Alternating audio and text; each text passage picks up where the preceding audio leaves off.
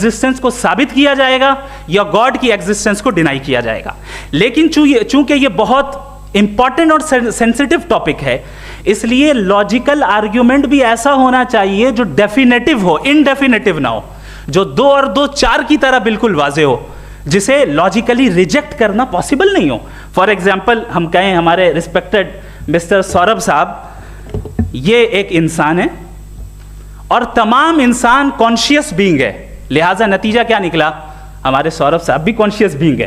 क्या ये indefinite argument है या डेफिनेट आर्ग्यूमेंट है? ये डेफिनेट आर्ग्यूमेंट है, ये 2 और 2 की तरह वाजे है, इसमें किसी तरह जो है लॉजिकली इसको रिजेक्ट नहीं किया जा सकता। तो अगर आज हमारे जावेद अख्तर साहब ऐसी कोई अकली दलील और लॉजिकल एविडेंस दें खुदा के ना होने पर जो डेफिनेट भी हो, तो मैं ये ऐलान करता हूं कि यकीनन मैं उस एविडेंस को कबूल करूंगा और उस पर गौर करूंगा।